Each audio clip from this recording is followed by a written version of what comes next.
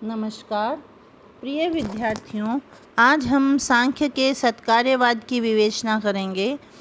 जगत के असंख्य विभक्त पदार्थों के बीच समन्वय की इच्छा रखकर उनके मूल कारण की खोज करने वाले किसी भी दर्शन के लिए यह आवश्यक है कि वह कार्य एवं कारण के अभिप्राय और उनके संबंध को स्पष्ट करें, क्योंकि सभी सृष्टि चिंतन की अन्वेषणा कारण कार्य संबंधी विचारों पर आधारित होती है। अतएव जगत के कारणभूत तत्वों की खोज करने वाले सभी विद्वानों ने इस विषय में अपने मत प्रकट किए। इस संबंध में सबसे महत्वपूर्ण विवाद इस विषय पर है कि कार्य का कारण से क्या संबंध है। सांख्य की दृष्टि सूक्ष्म है, ये ऊंचे स्तर पर पहुंचकर तत्व का विचार करता है। इसके मत में कार्य वस्तुतः कारण में वर्तमान है, अर्थात कारण व्यापार के पूर्व कार्य कारण में अव्यक्त रूप में रहता है। सांख्य का यही कार्य कारण सिद्धांत सत्कार्यवाद के नाम से जाना जाता है। यानी जो कार्य है वो सत्य है, किसमें? कारण में। अपनी उत्पत्ति से पूर्व भी जो कार्य है वो कारण में विद्यमान है, इसलिए इसका ये जो कार्य कारण सिद्धांत है वो सत्कार्यवाद के नाम से जाना जाता है। सत्कार्यवाद के अनुसार कार्य उत्पत्ति के पूर्व उपादान कारण में अव्यक्त रूप से मौजूद रहता है। यह बात सत्कार्यवाद के शाब्दिक विश्लेषण करने से स्पष्ट हो जाती है। सत्कार्यवाद शब्द सत, कार्य और वाद के संयुक्त होने से बना है, इसलिए सत्कार्यवाद उस सिद्धांत का नाम हुआ जो उत्पत्ति के पूर्व कारण में कार्य की सत्ता स्वीकार करता है। कार्य कारण में बीज रूप से अंतर्निहित रहता है तथा कारण कार्य में स्वभाव रूप से विद्यमान रहता है। यदि क को कारण माना जाए और ख को कार्य माना जाए तो सत्कार्यवाद के अनुसार जो ख है वह क में अव्यक्त रूप से निर्माण के पूर्व अंतर्भूत होगा। कार्य और कारण में सिर्फ आकार का ही भेद है। कारण अव्यक्त कार्य है और जो कार्य है वो अभिव्यक्त कारण है। वस्तु के निर्माण का अर्थ है अव्यक्त कार्य का जो कारण में निहित है, कार्य में पूर्णतः अभिव्यक्त होना। उत्पत्ति का अर्थ अव्यक्त का व्यक्त होना है। इसके विपरीत विनाश का अर्थ है व्यक्त का अव्यक्त हो जाना।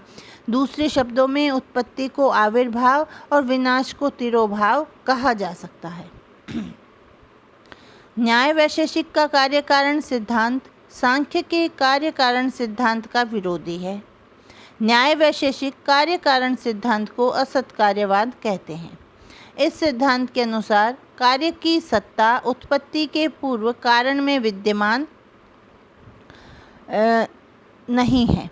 इस सिद्धांत के अनुसार जो कार्य की सत्ता है उत्पत्ति के पूर्व कारण में विद्यमान नहीं है नामक प्रश्न का अभावात्मक ये जो प्रश्न उठता है कि है या नहीं, इसका वो अभावात्मक उत्तर दे रही है।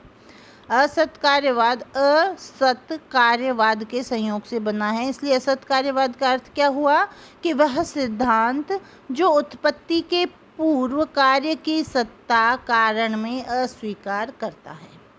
न्याय वैशेषिक और बौद्ध दर्शन के अनुसार कार्य की सत्ता उसकी उत्पत्ति के पूर्व कारण में नहीं रहती है। यदि उत्पत्ति के पूर्व ही कार्य की सत्ता विद्यमान थी तब फिर उत्पन्न होने का अर्थ ही क्या? यदि मिट्टी में घड़ा पहले ही से मौजूद था तो फिर कुम्हार को मेहनत करने, चाक घुमाने की क्या ज़रूरत है? इसके अलावा यदि कार्य पहले ही उपादान कारण में मौजूद था तो फिर हम कारण और कार्य का भेद किस आधार पर करते हैं? मिट्टी का लौंदा ही घड़े का काम क्यों नहीं देता? यदि यह कहा जाए कि दोनों में, मिट्टी और घड़े में, आकार का भेद है, तब तो ये स्वीकार करना होगा कि कार्य में कोई वस्तु ऐसी है जो कारण में नहीं थी, अर्थात कार्य वास्तविक रूप से कारण में विद्यमान नहीं था। यह सिद्धांत यानी कार्य अपनी उत्पत्ति से पूर्व कारण में विद्यमान नहीं रहता, यह जो सिद्धांत है यह असत्कार्यवाद कहलाता है। असत्कार्यवाद के अनुसार कार्य कारण की नवीन सृष्टि है। असत्कार्यवाद को आरंभवाद भी कहा जाता है, क्योंकि यह सिद्धांत कार्य को एक नई वस्तु मतलब आरंभ मानता है, कोई नवीन उत्पत्ति मानता है, पूर्व में विद्यमान नहीं मानता है। सांख्य दर्शन में युक्तियों के आधार पर सत्कार्यवाद का प्रतिपादन किया गया है। एक और उन युक्तियों से जो न्याय वैशेषिक और बौद्ध जो मानते हैं असत्कार्यवाद, उसका खंडन भी किया है। दूसरी ओर कारण में कार्य का प्राग भाव भी इनके युक्तियों से सिद्ध होता है। ईश्वर कृष्ण जी के द्वारा लिखी गई सांख्य कारिका में सत्कार्यवाद के प्रतिपादनार्थ निम्नलिखित कारिका प्राप्त होती है। कौन सी है कि असदकरणात् उपादान ग्रहणात् सर्वसंभवा भावात् शक्तश्च शक्य करणात् कारण भावाच्च सत्कार्यम्। अब इस कारिका में 5 युक्तियाँ प्राप्त होती हैं, जिसमें हम क्रमिक रूप से उनकी चर्चा करेंगे। पहली युक्ति जो दी है असदकरणात्। सांख्य के दार्शनिकों के अनुसार असत किसी कार्य का कारण नहीं हो सकता। असत से किसी वस्तु की उत्पत्ति नहीं हो सकती, क्योंकि उस असत में किसी वस्तु को उत्पन्न करने की सामर्थ्य ही नहीं होती। असत से असत ही उत्पन्न हो सकता है, उसमें किसी वस्तु की उत्पत्ति संभव नहीं है।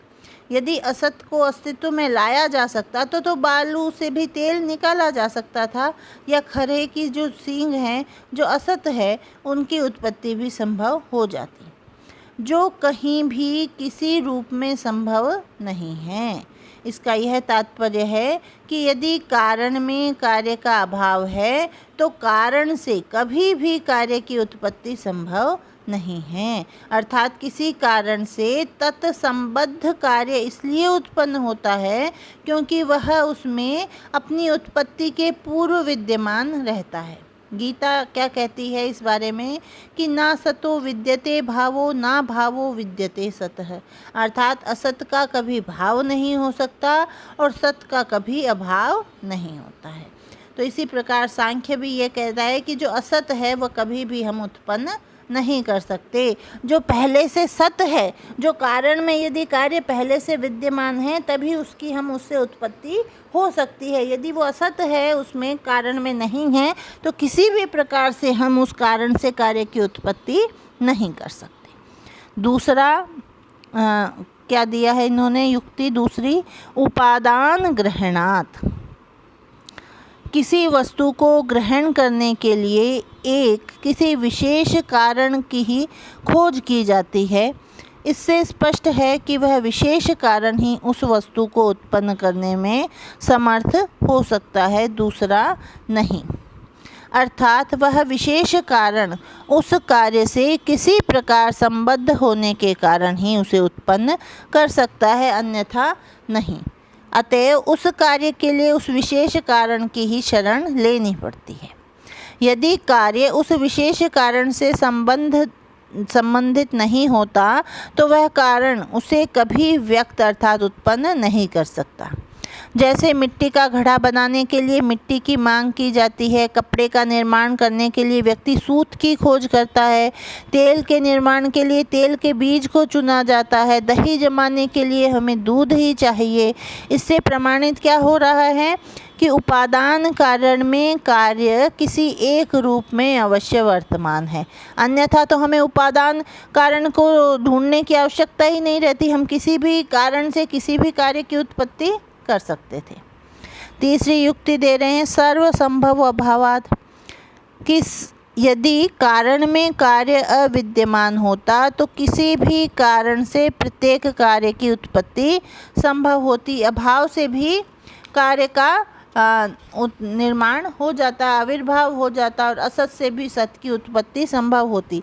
जैसे बालू से भी हम तेल निकाल पाते, बालू में तेल का अभाव होता है। यदि अभाव से भी कार्य उत्पत्ति होती तो बालू से तेल निकलना चाहिए था।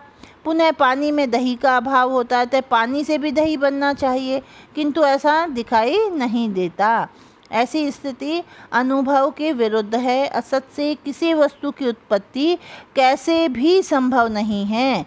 इससे यह प्रमाणित होता है कि प्रत्येक कार्य के बल उसी कारण से उत्पन्न होता है जिससे वह उत्पत्ति के पूर्व विद्यमान था, अन्य किसी असंबद्ध कारण से नहीं।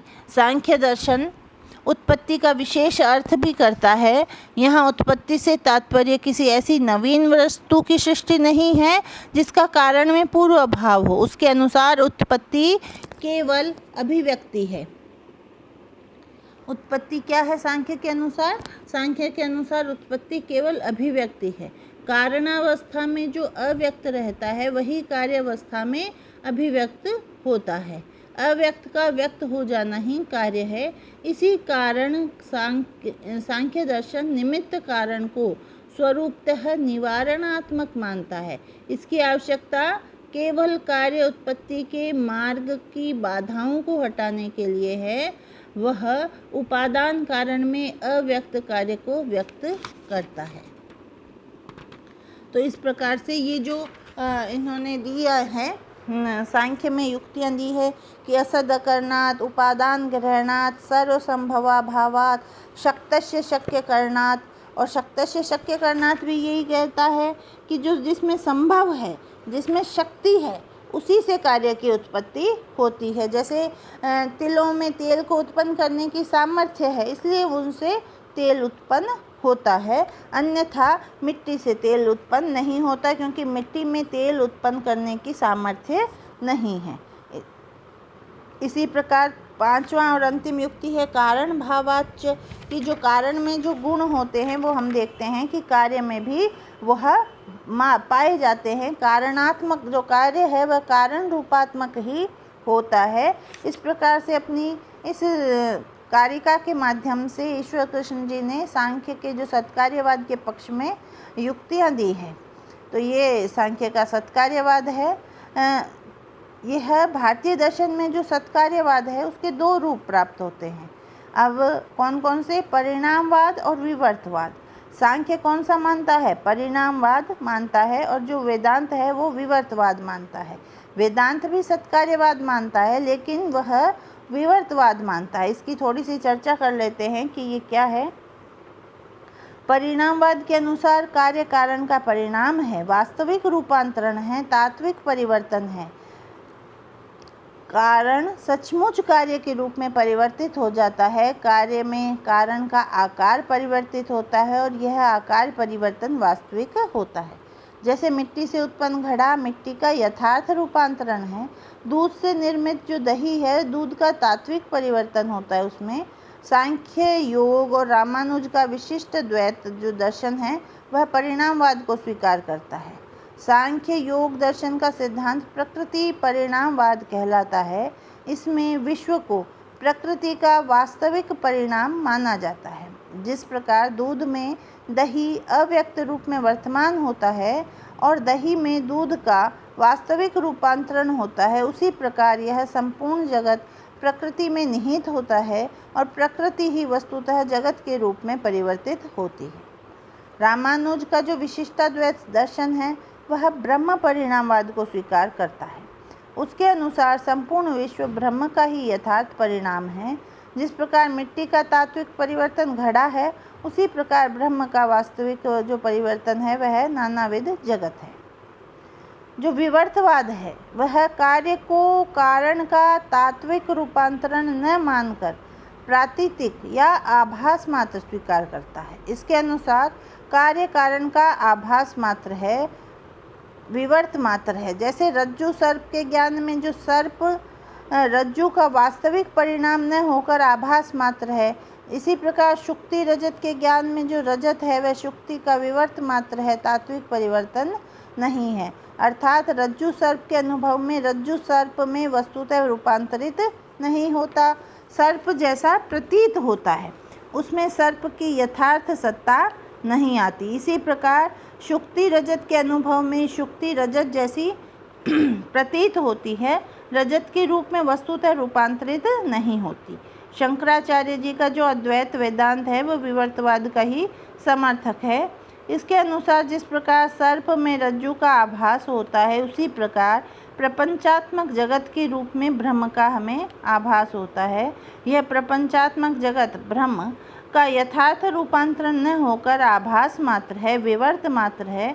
इनके अनुसार यथार्थतः ब्रह्म का रूपांतरण नहीं होता, वह सदैव एक सा बना रहता है, तथापि वह नाम रूपात्मक जगत के रूप में परिवर्तित होता हुआ हमें प्रतीत होता है। इस प्रकार ये दो प्रकार के सत्कार्यवाद के जो रूप हैं, परिणामवाद और विवर्तवाद, उसके बारे में भी हमने थोड़ी सी चर्चा कर ली कि जो सांख्य का जो परिणामवाद है, जिसे सत्कार्यवाद का हम सिद्धांत कहते हैं, वह प्रकृति परिणामवाद है। इसके बारे में जो कई आक्षेप भी किए जाते हैं, कई इसके सिद्धांत के विरुद्ध अनेक आक्षेप उपस्थित है, जिसमें न्याय वैशेषिक दर्शन मुख्य रूप से सत्कार्यवाद का खंडन करता है। उसके बारे में हम फिर कभी चर्चा करेंगे। आज के इस वीडियो में इतना ही। धन्यवाद।